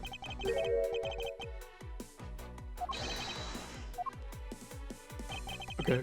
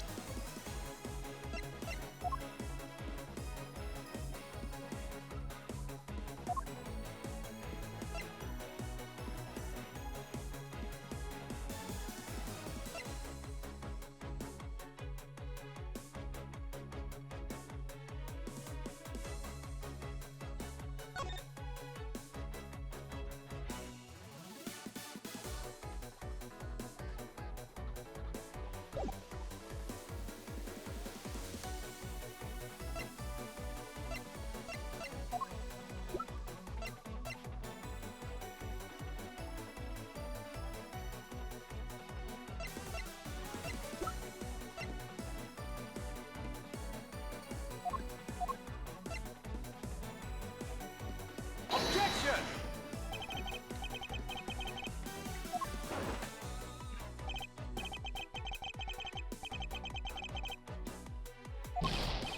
No, I gotta present that somewhere. It proves that.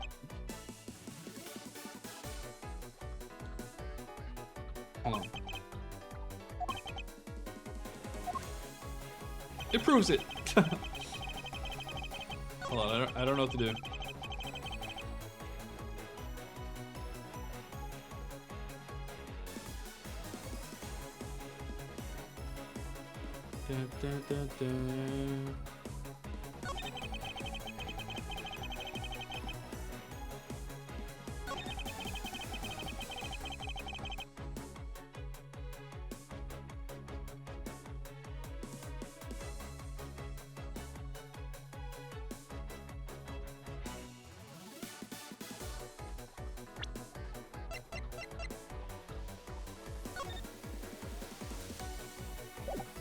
Oh, 3 pieces.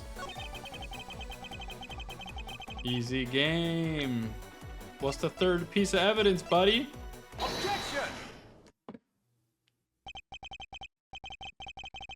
What's the third piece, man?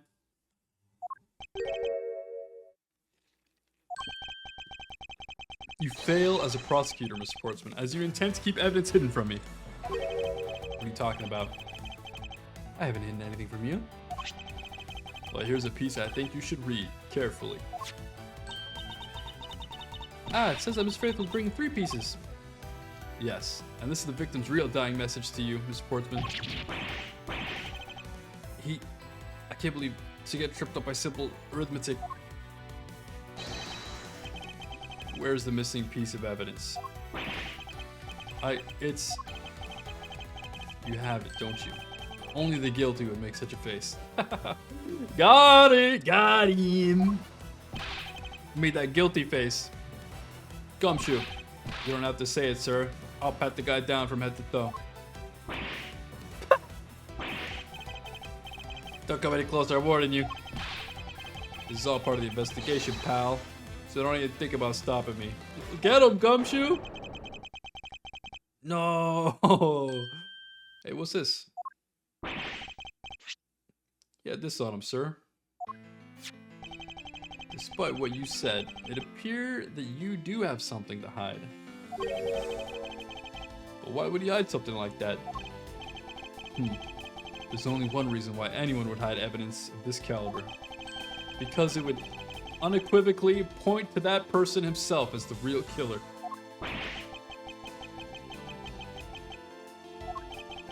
Let's examine this videotape in a little more detail.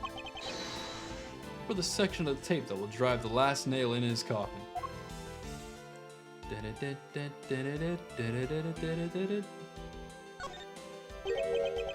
KG8 incident. That's a police case number, sir. Does that mean this video is evidence from that case? Interesting. However, what's recorded on this isn't what's important right now.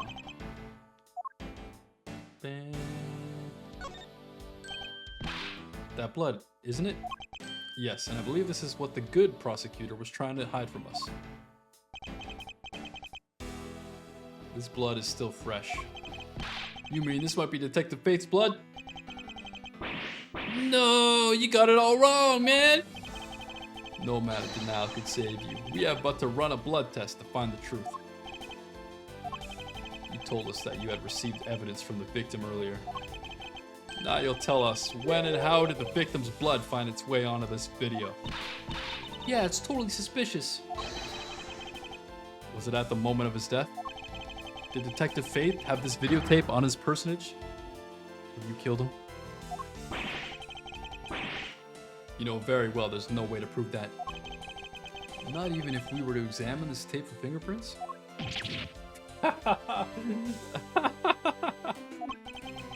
I love it. I love when they take damage. They're like, ugh.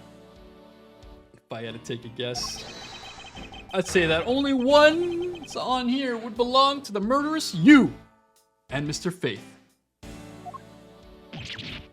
No, impossible. I'm Light.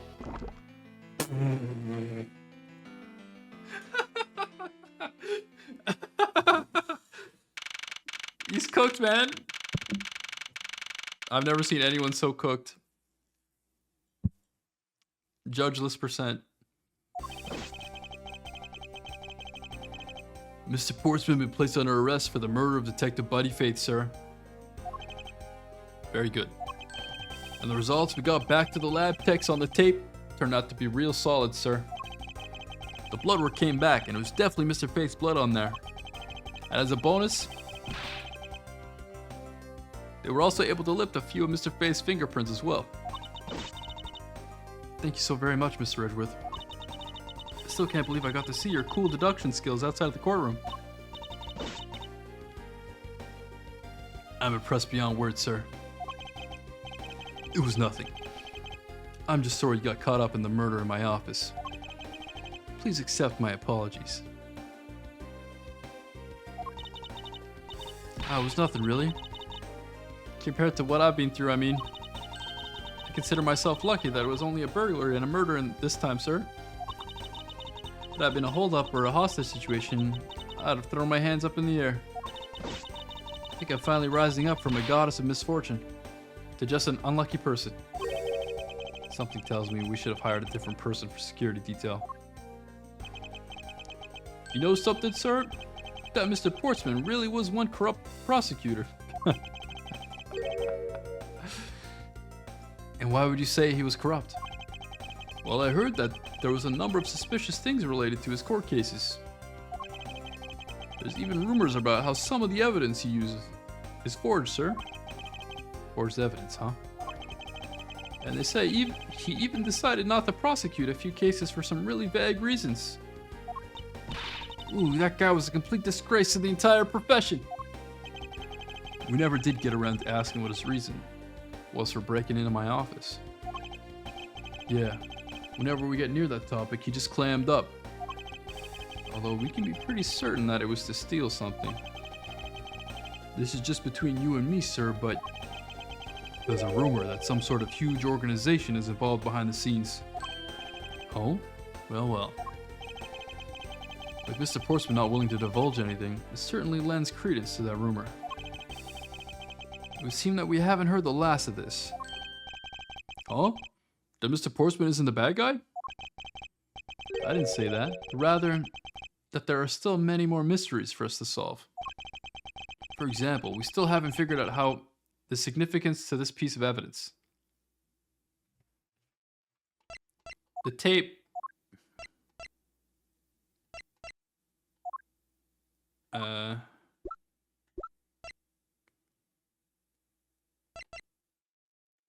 The stolen file, I guess.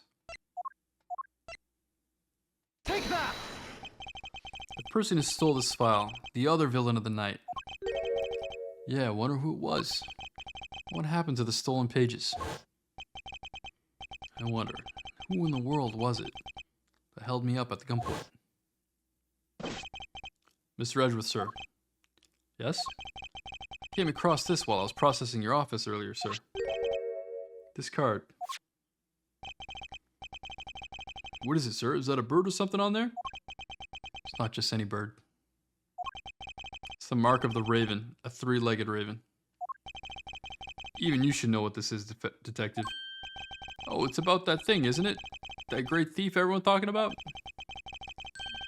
Yes, it's the mark of the great thief Yadagarasu.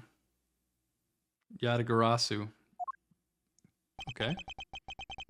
Another mark of a legendary bird. The Yadagarasu is noble to the end. A modern Robin Hood.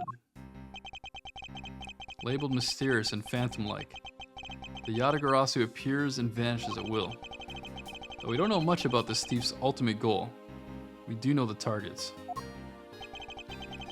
The Yadagarasu likes to find and make public evidence of corrupt dealings of all sorts. The theft is always performed in silence, and always with perfection. Once the target is chosen, no dramatic calling card or announcement is sent forth. Instead, the chosen corporation is infiltrated without even the target noticing. Some days later, the evidence that was found is sent out to the mass media, along with this single card. Although, it has been a while since the Yadagarasu's last appearance. Hey Edgeworth, look, something's written on the back. What, let me see. It's the location of where the thief put the stolen files. So the person who stole the contents of the file was the Yadagarasu. Organization. Quite a few key words are popping up in this mystery. The murder in my office. Dun-dun. Dun-dun. The return of the great thief, Yadagarasu. Looking back, I can't say I didn't see these events coming. for they were heralded by the incidents that began to occur 2 days ago.